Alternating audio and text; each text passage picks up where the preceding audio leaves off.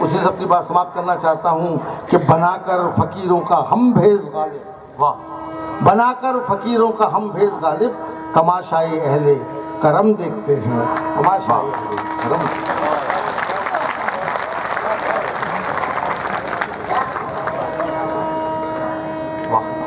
आप लोगों की तालियां थोड़ी कम थी इतनी बढ़िया प्रस्तुति के लिए। एक बार पूरा पांडाल आदरणीय चौबे जी को बधाइयां दे। मैं एक विशेष काम के लिए आया हूं। आप सब जानते हैं कवि सम्मेलन की परंपरा होती है कि जो संचालन कर रहे होते हैं उनको भी उसी तरीके से काव्य पाठ के लिए बुलाया जाए। आदरणीय संजय झाला जी जो मूलतः राजस्थान जयपुर से हैं, हास्य व्यंग के बहुत ही अद्भुत कवि हैं। वो किस समय किस बात से कहां से हास्य और वहां से व्यंग की यात्रा कराते हुए कब आपको संदेश तक ले जाएंगे ये आपको पता भी नहीं चलेगा। जो लोग निकल रहे हैं मैं बस उन्हें इतना कहना चाहता हूं। एक कवि मित्र ने कहा कि तुम अधूरी बात सुनकर चल दिए हो, जो सुना तुमने अभी तक अनसुना उससे अधिक है, जो कहा हमने अभी तक अनकहा उससे अधिक है। मैं तुम्हारी और अपनी ही कहानी लिख रहा था, वक्त की मुझ पर हुई जो मेहरबानी लिख रहा था। पत्र मेरा अंत तक पढ़ते तो तुम ये जान पाते, मैं तुम्हारे नाम अपनी जिंदगानी लिख रहा था। तुम अधूरी बात सुनकर चलते। लेकिन बात आधी अधूरी की नहीं है। हमारे बीच में एक कवि हैं जो पूरे हैं। मैं सीधे सीधे उन्हें इस काव्य पाठ के लिए बुलाता हूं। अनेक देशों की काव्य यात्रा कर चुके हैं वो, और सबसे बढ़िया बात कि इंसान बहुत बेहतरीन है। मंच संचालन का कौशल आप उनका देख ही चुके हैं। मुझे उनके लिए एक शेर याद आता है कि अक्लमंदी हमारे नाम के आगे नहीं जुड़ती, मगर भोले भी हम उतने नहीं जो आम दिखते हैं। भले ही चेक पर भी दस्तखत करना नहीं आता, बड़ी कारीगरी से हम दिलों पर नाम लिखते हैं। आपके दिलों पर नाम लिखने के लिए आदरणीय संजय झाला जी। Sir, sir.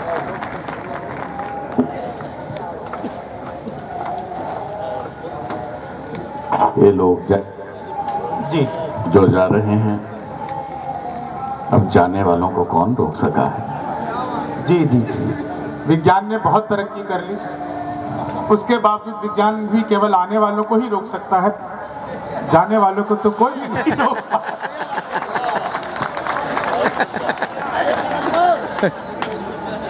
जी झाला जी, तुझे भी जाने से मैं रोक नहीं पाऊंगा। हाँ। आइए मित्रों, आपने आदरणीय चौबे जी को सुना और मैं माननीय अशोक जी की भूमिका में हूं। थोड़ी सी अगर आप मुझे उत्फुल्लता देंगे, थोड़ा सा मेरा मूड बनाया तो मैं भी बेहतर सुनाने का प्रयास करूंगा। शरद जोशना की रात है। मित्रों, आज हमारे ऑनरेबल प्राइम मिनिस्टर साहब ने घोषणा की है कि छोटी नौकरियों के लिए, अराजपत्रित नौकरियों के लिए उन्होंने इंटरव्यू समाप्त कर दिए। ये बहुत बड़ी घोषणा है मित्रों। मैं चाहूंगा कि एक बार पूरा सदन माननीय प्रधानमंत्री जी तक अपनी शुभकामनाएं पहुंचाइए। उनका स्टाइल अलग है सर जी, ऑनरेबल प्राइम मिनिस्टर का स्टाइल बहुत अलग है। अब आप देखिए कि उन्होंने शिक्षक दिवस पर बच्चों को संबोधित किया। हो सकता है बाल दिवस पर शिक्षकों को संबोधित करें। मेरी लुगाई मुझसे पूछ रही थी, क्यों जी ये करवा चौथ पर भी संबोधित करेंगे क्या? स्टाइल है मोदी जी का। आप ये देखिए मित्रों कि अभी उन्होंने ये रोजगार की जो बात की, अमेरिका में अलग तरीके से, पहले जैसा कर दे भैया, अमेरिका में रोजगार अलग तरीके से दिया जाता है। आप मेरा मूड बना देना, मैं प्रारंभ होना चाहता हूं। अमेरिका में रोजगार अलग तरीके से दिया जाता है। वहां एक एम्प्लॉयमेंट बॉक्स होता है, उसमें आवेदन डाल दिया जाता है, नीचे से रिजल्ट निकलता है, सिलेक्ट और रिजेक्ट का अलग तरीका है। एक अमेरिका के आदमी ने आवेदन डाला रोजगार के लिए, नीचे से लिखा हुआ निकला रिजेक्ट। फिर आवेदन जापानी ने डाला, नीचे से लिखा हुआ निकला रिजेक्ट। फिर आवेदन पाकिस्तानी ने डाला, नीचे से लिखा हुआ निकला कृपया फार्म ठीक से भरें। अब एक रायपुर का, छत्तीसगढ़ का आदमी, मस्त मौला आदमी बोला, की बार मैं ट्राई करके देखता हूं। पट्टे ने फार्म लिया, न फार्म भरा, न हस्ताक्षर किए, न फोटो चिपकाई, न डॉक्यूमेंट लगाए। फार्म को मोड़ा, बक्से में डाला, नीचे से रिजल्ट निकला सेलेक्ट। अब सारे लोग पागल हो गए। मैन, मिरेकल, तुम कोई गॉड है मैन, तुम कोई भगवान है, तुम ये चमत्कार कैसे किया? छत्तीसगढ़िया बोला, कुछ नहीं, मैंने इंडियन टेक्निक का इस्तेमाल किया। अब बात पर मुझे समर्थन देना और मेरा मूड बनाना। बोले मैन, ये कौन सा इंडियन टेक्निक है? बोले कोई खास नहीं, फार्म के पीछे 100 का नोट लगा दिया था। मित्रों, ये इंडियन टेक्निक क्या करेगा अमेरिका? वो पिछले दिनों अमेरिका ने एक ऐसा बारीक तार बनाया जिसे नंगी आंखों से देखा नहीं जा सकता था। अमेरिका ने कहा है कुछ और चमत्कार करने को सकता है। जापानियों ने कहा लाओ ये तार हमको दो। जापानियों ने उस तार में छेद कर दिया। अब जापानियों ने कहा है कुछ और चमत्कार करने को सकता है। छत्तीसगढ़ वालों ने कहा लाओ ये तार हमको दो। अब 1 महीने बाद में जापानियों ने छत्तीसगढ़ वालों से पूछा, रे चमत्कार हो गया क्या? बोले हो गया। बोले लाओ तार वापस लाओ। बोले कब दिया था? कौन सा तार? कैसा तार? इसे कहते हैं चमत्कार। और मित्रों, शरद जोशना की रात है। मैं अपनी एक विशेष रचना से प्रारंभ करता हूं, सिचुएशन रचना। आदरणीय अग्रवाल साहब, मैंने मंचों पर एक प्रयोग किया, संभवतः टीवी पे आपने देखा हो, सुना हो। आदरणीय अशोक चक्रधर जी पधार चुके हैं।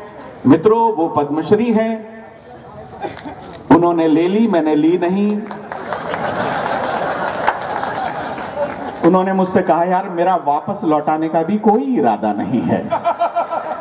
लेकिन मित्रों, मैं एक बात कहना चाहता हूं इस मंच से, आदरणीय अशोक जी की उपस्थिति में कहना चाहता हूं कि मैं पद्मश्री नहीं लूंगा। मैं पद्मश्री नहीं लूंगा अग्रवाल साहब, और तब तक नहीं लूंगा जब तक कि भारत सरकार मुझे देगी नहीं। ऐसे कैसे ले सकता? ऐसा मैं सिचुएशन रचना सुना रहा हूं, थोड़ा मुझे आपका आशीर्वाद ध्यान चाहिएगा। मैंने एक प्रयोग किया साहब, मैंने देश, क्योंकि चंद्रमा शरद जोशना की रात है, मैंने किम कारणम किम करवाणीम कपिल कपौलों में एक श्रृंगार की रचना, एक हास्य का कवि श्रृंगार को कैसे देखता है, मेरे युवा भाई बैठे हैं, मस्ती लेंगे। किम करवाणीम कपिल कपौलों में कालिदास जी ने एक जगह लिखा कि रूपसी कहती है, सुंदरी कहती है, मेरे गाल इतने गोरे हैं, इतने प्रखर हैं, इनका मैं क्या करूं? करवाणीम कपिल कपौलों में। तो मैंने देश के 6 शिष्ट विशिष्ट कवियों को चुना। माननीय हरिवंश राय जी बच्चन, श्याम नारायण जी पांडे, काका हाथरसी, माननीय अटल बिहारी वाजपेयी, सुमित्रा नंदन जी पंत, हरिवंश राय जी बच्चन और काका हाथरसी जी। अगर इनके सामने ये समस्या आती, किम करवाणी कपिल मेरे गोरे गोरे गाल तो मैं क्या करूं, वो फिल्मी गीत भी आपने सुना होगा, तो सारे कवि अपनी विधा में, अपनी शैली में किस प्रकार से इस समस्या का समाधान करते। मैं मेरा मूड बना रहा हूं, एक बार जरा मुझे, मेरा मन है कि आप लोग तालियां। डॉक्टर हरिवंश राय जी बच्चन, उनकी मधुशाला आपने पढ़ी होगी, पांडे जी सुनी होगी। आपको समर्पित करता हूं चंदेल साहब, बच्चन जी कैसे काव्य पाठ करते थे और हालों का और गानों का एक प्रयोग आप देखें, लेकिन मुझे आशीर्वाद देते हैं।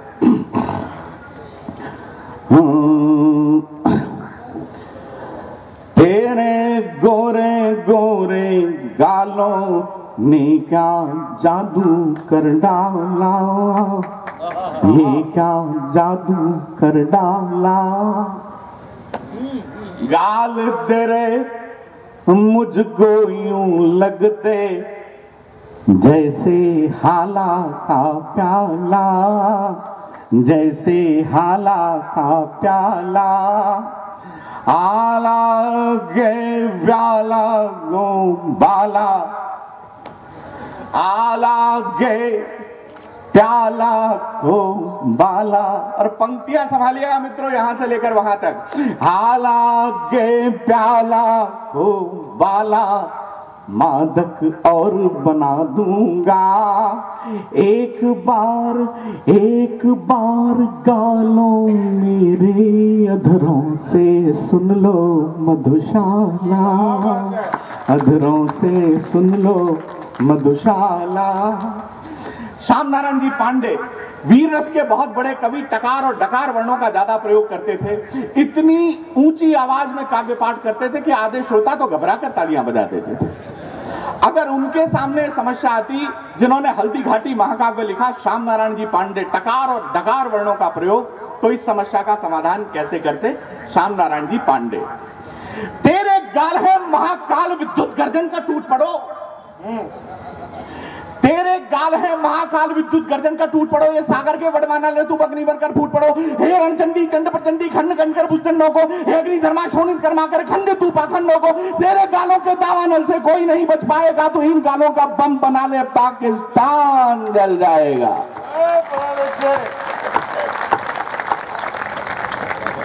माननीय अटल बिहारी वाजपेयी जी, मैंने बहुत पहले माननीय को सुनाई थी, उनका बड़ा आशीर्वाद मिला था। कैसे काव्य पाठ किया करते थे, भाषण देते थे, कविता करते थे, कविता करते करते भाषण देते थे। माननीय वाजपेयी जी के सामने समस्या आती तो किस प्रकार से उस समस्या का, मैं अपने वाजपेयी जी तक शुभकामनाएं अपनी पहुंचाना चाहता हूं, उनके स्वास्थ्य लाभ की कामना करता हूं मित्रों, और आपकी मस्ती आमंत्रित करता हूं। माननीय अटल बिहारी वाजपेयी जी, पता नहीं ये देश कहां जा रहा है, किसी के कुछ समझ में नहीं आ रहा। एक समय था जब इस देश में सालों की समस्या थी, फिर घोटालों और दलालों की समस्या आई, अब गालों की समस्या है। हमने सरदार जी से कहा था, सरदार जी इस समस्या को आप सुलझाइए। सरदार जी ने कहा, अटल जी इस माया में हमें मत उलझाइए। हमने कहा सत्ता के साथ ये समस्या हमें सौंपो, और पूरे सदन का आशीर्वाद मांगता हूं, सत्ता के साथ ये समस्या हमें सौंपो।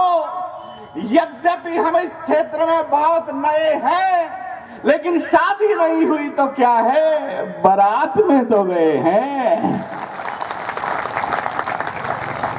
माननीय सुमित्रा नंदन जी पंत, माननीय अशोक जी को समर्पित करता हूं। प्रकृति के बड़े सुकोमल कोमलकांत कवि, भाषा का बड़ा निर्मल विशुद्ध और साहित्यिक प्रयोग किया। एक एक पंक्ति से जुड़ना, मैं आपकी मस्ती मांगता हूं। मैं स्टार्ट होने का प्रयास कर रहा हूं, मैं शुरू होने का प्रयास कर रहा हूं। माननीय पंत जी के सामने समस्या आती तो किस प्रकार से समाधान करते?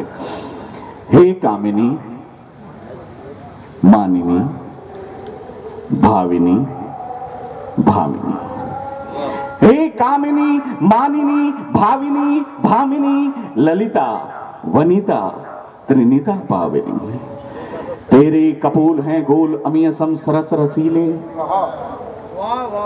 ये भमरे हो जाएं अमर बूंद जो इनकी पी लें। तेरे इन गालों का स्तंभन उन्मादन सम्मोहन चुंबन देखेंगे, कैसे पीते मकरंद मधु यह देखेंगे। हे वासंती मालिनी शालिनी, गालों से हमें रिझाओ ना, इनका निदान हम कर देंगे। प्रियम वदा, पास तो आओ ना। और माननीय काका हाथरसी जी, आपने उनको बहुत सुना होगा, उनके सामने समस्या आती तो किस प्रकार से समाधान करते? माननीय काका जी, भाई साहब आपका विशेष ध्यान चाहूंगा। तेरे गोरे गाल देखकर हम तो हो गए मस्त, तेरे गोरे गाल हैं गोरी फिर क्यों होती त्रस्त, और फिर क्यों होती त्रस्त, एक दिन घर पर आओ, मेरे लायक कोई सेवा हो तो मुझे बता। कह काका कविराय, कह काका कविराय, उनकी दाढ़ी को लेकर जो मैंने प्रयोग किया, कह काका कविराय, दाढ़ी की कलम बनाकर इन कोरे कागज से गालों पर कर देंगे हस्ताक्षर, इन कोरे कागज से गालों पर कर देंगे हस्ताक्षर।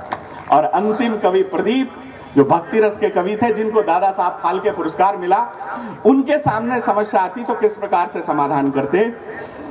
कि कर दे तू इन गोरे गालों का दान,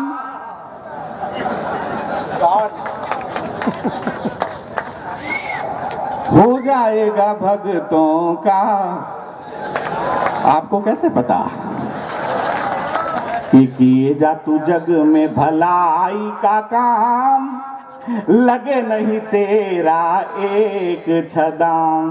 अरे गाली ही है क्या, अंतिम पंक्तियों पर पूरे सदन का मन चाहता हूं, ये गाली ही है क्या, कि गाली ही है क्या, कुछ और भी बता, तेरी सब पीर हरेंगे राम। बहुत बहुत धन्यवाद मित्रों, बहुत बहुत धन्यवाद। और लीजिए अब मैं उन्हें बुला रहा हूं मित्रों, आदरणीय अशोक चक्रधर के लिए मैं केवल इतना सा कहूंगा कि मान्य हम कवि तो केवल उस जल की तरह हैं जो कविता रूपी कमल का पोषण मात्र करते हैं, लेकिन आदरणीय अशोक चक्रधर जी वो सूर्य हैं जो कविता रूपी कमल में सौंदर्य उत्पन्न करते हैं। वो चक्रधर हैं, उनके पास में व्यंग का चक्र है और वो विसंगतियों के शिशुपालों का वध करते हैं। उनका नाम अशोक है और अशोक इसलिए है कि वो शोक का हरण करते हैं। तो मैं आपकी जोरदार तालियों के बीच में कहूंगा, हे अशोक अब हर मम शोका।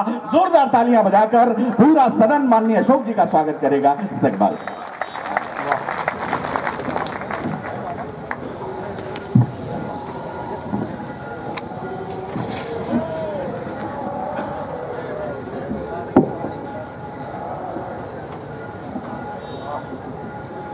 इतने ध्यानस्थ बैठे हुए सभी आदरणीय श्रोताओं, मैं आभारी हूं कि आप भारी नहीं हुए, हल्के फुल्के मन से यहाँ बैठे सुन रहे हैं। इसमें कोई चुनौती नहीं है कि उधर से गायन का स्वर आ रहा है, इधर से रेलगाड़ी आती है, बीच में इधर से अनाउंसमेंट भी हो जाता है। जैसे ही अग्रवाल साहब की गाड़ी का अनाउंसमेंट होगा और इंजन का भौंपू सुनाई देगा तो 3 बजे के बाद तो आप बैठने वाले हैं नहीं और उससे पहले उठने वाले भी नहीं हैं। मैं अंतिम कवि हूँ, ये मेरे ऊपर निर्भर करता है कि मैं कितना सुनाऊं और ये आपके ऊपर निर्भर करता है कि 3 प्रकार की ध्वनियों में से मेरी ही ध्वनि को कैसे फिल्टर करते हैं और आप सुनते हैं। दुष्यंत कुमार का एक शेर याद आता है कि तू किसी रेल से गुजरती है, मैं किसी पुल सा थरथराता हूँ। क्या बात। हर तरफ एतराज होता है, मैं अगर रोशनी में आता हूँ, मैं जिसे ओढ़ता बिछाता हूँ वो गजल आपको सुनाता हूँ। क्या बात, वाह वाह। तो हम सब कभी उस ओढ़ने बिछाने वाली परंपरा के हैं। किसी ने कहा अशोक जी आजकल तो आप छाए हुए हैं, मैंने कहा भैया बिछाए हुए। क्या कहने। रात के 2 बजे के बाद जब नंबर आता है तो बिछावन पर जाने का मन करता है, वाह। लेकिन आदरणीय अग्रवाल जी, पांडे जी, चंदेल साहब, नारायण जी, शेखर भाई, प्रदीप जी ने आपको खूब आनंद मंगल कराते हुए रस दिया। इनके पीछे बैठे हैं रंजीत सिंह, मैं इनका बड़ा आभारी हूँ कि इन्होंने आपके लिए उद्यम पूर्वक सभी कवियों से लगातार संपर्क किया और ऐसा होने नहीं दिया कि कोई कवि न आए। क्या अब गाल पर ही कविता सुना रहे थे। अब एक बड़ा महत्वपूर्ण कवि छूट गया और वो कवि है नीरज जी, उनका अपना अंदाज है। हाँ नीरज जी का है ना, मैं तुम्हें लिख के दे रहा हूँ, अगले सुना देना। हाँ। अब के जांजगीर में, हाँ जिन्होंने नीरज को सुना है उनको पता है। अब के जांजगीर में गालों को बजाया मैंने, अब के जांजगीर में अपनी कविताओं से तुम सब को बिठाया मैंने, अपनी कविताओं से। आखिरी कवि हूँ, मुझे तुमने अब बुलाया है, आखिरी कवि हूँ, मुझे तुमने अब बुलाया है, तो सुनो माइक से ही गाल सटाया मैंने, तो सुनो। क्या दोस्तों क्या है कि ये जो मंच पर माइक के सामने खड़े होने वाले कवि हैं, इनके पास कुछ होता है और वो जो कुछ होता है उस कवि को वो पता नहीं कहाँ से मिलता है कि इधर के गायन और उधर के वादन और उधर के रोदन के मध्य कहीं ना कहीं खड़ा होकर वो कुछ न कुछ कह पाता है। आप सब बैठे हैं, 2-3 लोग जा रहे हैं, उनको मेरा रोकना कोई बहुत वाजिब बात नहीं है क्योंकि इतनी देर सुना। और ये 2 लोग भी जा रहे हैं, इनको मैं चलते चलते 4 पंक्तियां सुनाना चाहता हूँ। वो पीली कमीज चेक की यार मेरे 4 लाइन सुन जा, फिर चल वहीं खड़े खड़े सुन ले, फिर निकल जाना, कोई दिक्कत नहीं। वैसा वो जो तेजी से जा रहा है, लगता है उसको आ रहा है, लेकिन वो जा नहीं पा रहा। तू इतनी गहरी बात जानता है और बता रहा है। हाँ, देखिए क्या है कि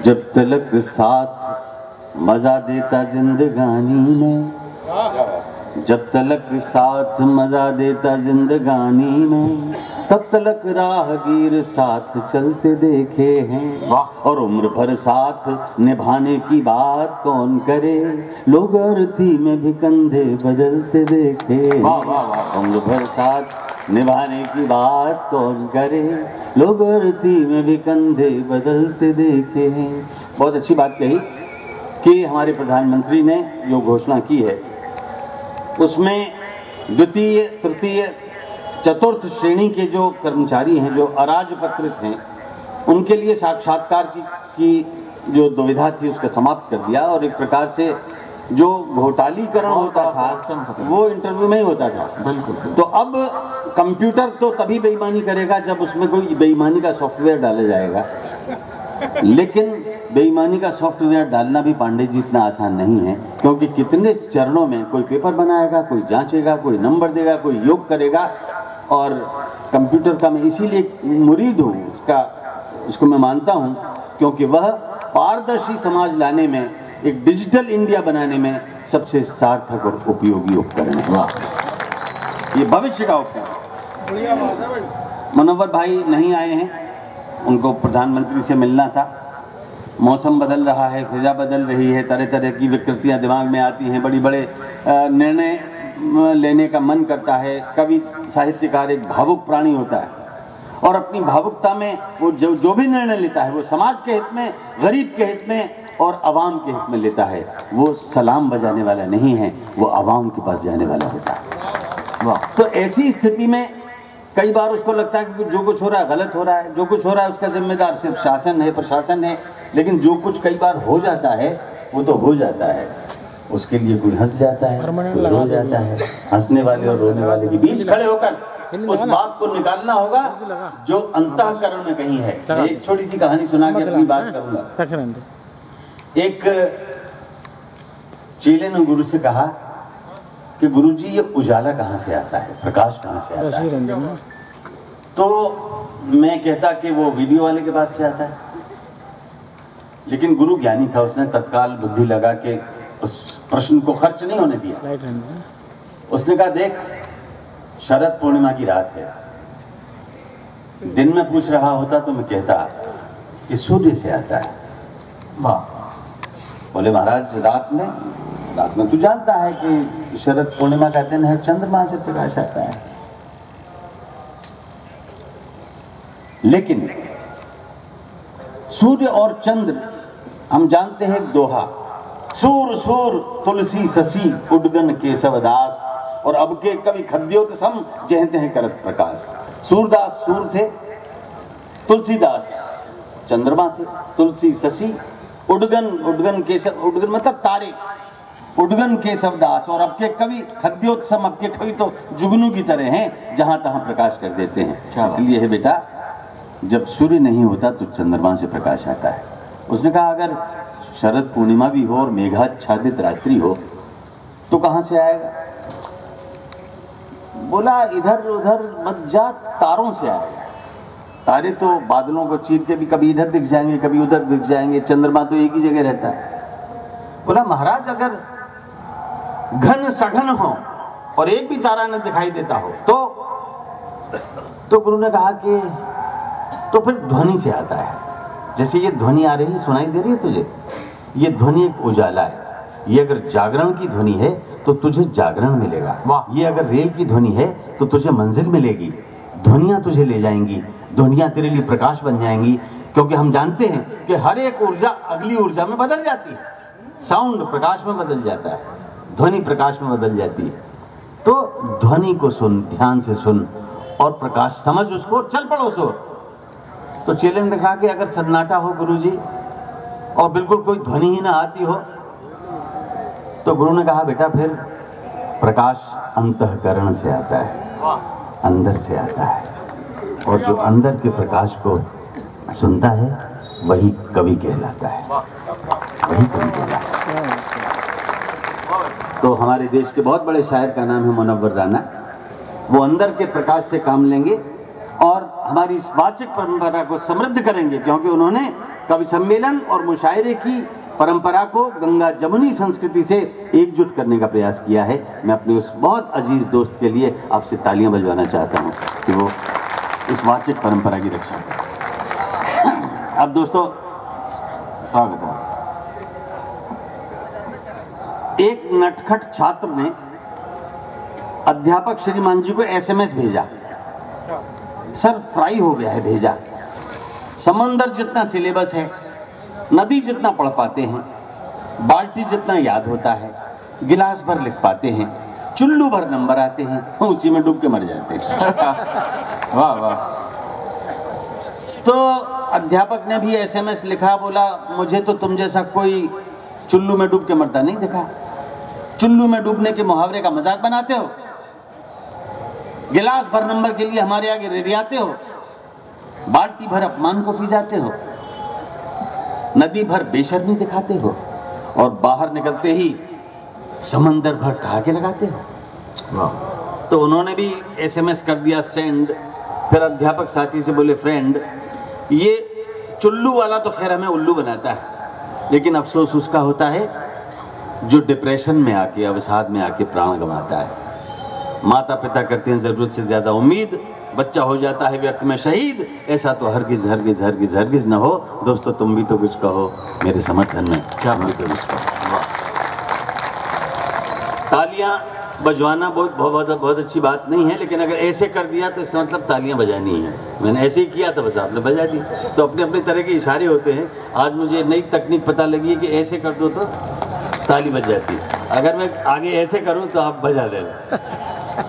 मैं मुनव्वर भाई का जिक्र आया, मैं और मुनव्वर भाई गए थे पाकिस्तान, और पाकिस्तान में जाके देखिए क्या यहाँ से कोई जाता है तो मोहब्बत का ही संदेश लेके जाता है। ऐसा थोड़ी कि हमारे पास मिसाइल थोड़ी है कि हम वहाँ जाके मिसाइल छोड़ देंगे या उनके दंडों के लिए, उनके अपराधों के लिए दंडित करेंगे। तो जब मेरी बारी आई, मैंने कविता सुनाई। फिर हैदराबाद में हुआ वहाँ, तो एक खातून मेरे पास आई और बोली कि अशोक साहब आप किस ज़बान में सुना रहे थे?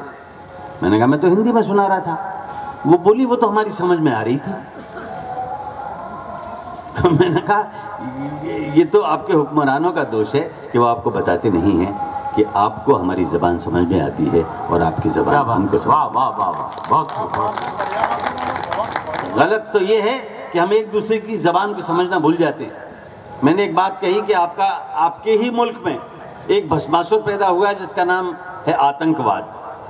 तो भला हो कि उनको भस्मासुर का मतलब समझ में नहीं आता था, वो जानती नहीं थी भस्मासुर कौन है। तो मैं बच गया। लेकिन मैंने कहा आपके यहाँ से हमारे यहाँ भी आ गया है। तो मैंने एक शेर सुनाया दोस्तों, वहाँ उस आदमी ने तालियां बजाई जो तालियां बजाने के लिए मना कर रहा था। मैंने कहा कि तू गर दरिंदा है, तू गर दरिंदा है तो ये मसान तेरा है। वाह, श्मशान तेरा है। तू गर दरिंदा है तो ये मसान तेरा है, अगर परिंदा है तो आसमान तेरा है। वाह वाह वाह। और तबाहियां तो किसी और की तलाश में थी, कहाँ पता था उन्हें ये मकान तेरा है। हाय हाय वाह वाह वाह वाह, क्या बात है बेटा। और छलकने मत दे अभी अपने सब्र का प्याला, ये सब्र ही तो असल इम्तिहान तेरा है। हाय हाय हाय, क्या बात। और एक शेर मैंने बड़ी डिप्लोमेसी के साथ सुनाया, वहाँ इतनी तालियां बजी मैं आपको बता नहीं सकता। और जो मना कर रहा था शुरू में कि तालियां बजाना खुलूस के खिलाफ है, उसने भी तालियां बजाई जो निजामत कर रहा था। यहाँ नहीं बजेगी पर आप बजा देना, क्योंकि वो डिप्लोमेसी थी। मैंने कहा कि देखो हमारे गाने तराने अफसाने ज़माने एक जैसे हैं, भाषाएं भी बहुत करीब हैं। तो मैं कहता हूँ कि भुला दे, अब तो भुला दे कि भूल किसकी थी। वाह, क्या बात है। देखिए शांति की बात कहने पे तालियां नहीं बजती हैं, उन्माद की बात बोलो तो तालियां बजती हैं, लेकिन अगर शांति की बात कह के अपनी करनी ऐसी करो कि जो आपका मंतव्य है वो पूरा हो जाए, तो वो सफलता और वो डिप्लोमेसी है। इसलिए मैं पांडे जी कहना चाहता हूं, मैंने कहा कि भुला दे, अब तो भुला दे कि भूल किसकी थी। ये पाकिस्तान मेरा है, ये पाक मेरा है, हिंदुस्तान तेरा है। वाह वाह क्या बात साहब, इतनी तालियां बजी, मुझे लगा ये तो वाकई लेना चाहते हैं हिंदुस्तान हमसे, और मैं कौन दे के आने वाला था कहने की बात थी। तो हम तो बात वीर हैं, बातों से ही धीरत्व के साथ मसले को सुलझाना जानते हैं। जब राजनीति युद्धोन्माद की ओर बढ़ेगी तब कवि ही होंगे जो सही जगह ओज देंगे, सही जगह खोज करके हर रोज देंगे वो तत्व जो आपके और आपके देश के लिए जरूरी होगा। वाह, इसीलिए कितनी अच्छी बात है कि हमारे प्रधानमंत्री ने मुनव्वर भाई को बुलाया कि भाई क्या है बताइए। वो वाचिक परंपरा को महत्व देते हैं, ये बहुत बड़ी बात है। हिंदी को महत्व देते हैं, ये और बड़ी बात है। विश्व हिंदी सम्मेलन भोपाल में हुआ, मैं समझता हूँ मैं पिछले 7-8 विश्व हिंदी सम्मेलनों में गया हूँ, इससे बढ़िया विश्व हिंदी सम्मेलन आज तक नहीं हुआ जैसा कि 10वां हुआ। इसके लिए मैं बधाई देना चाहता हूँ और आप सबसे कामना करता हूँ जो जांजगीर वालों एक बार जोरदार तालियां बजा दो। एक कवि आपके बीच में आया है 30 साल बाद। 30 साल कोई ज़्यादा बड़ा समय नहीं है, ऐसा लग रहा है कि अभी कल ही तो आए थे, क्योंकि वो लोग भी मिले जिन्होंने 30 बरस पहले बुलाया था। दोस्तों, आज बिहार में जो हो रहा है वहाँ जीत और हार से ऊपर मैं एक थोड़ी सी ऐसी कविता सुनाता हूँ जिसको सुन के आपको आनंद आएगा। एक टुकड़ा सुना के अपनी और आपकी दोनों की परीक्षा लूँगा। हालांकि जो समय मुर्गों के बोलने का होने वाला है हम बोल रहे हैं आपके आगे। ब्राह्म मुहूर्त की बेला है। एक टुकड़ा सुना के परीक्षा लूँगा, परीक्षा में पास होने की सौगंध लेके पहला टुकड़ा सुनना। स्वागत है भाई, स्वागत। कभी भी जाते रहे उसका मलाल नहीं है। मुझे तो मलाला ने नोबेल प्राइज दिया, इसकी खुशी है, उसके लिए भी एक बार तालियां बजा दो। कैलाश सत्यार्थी ने बच्चों के लिए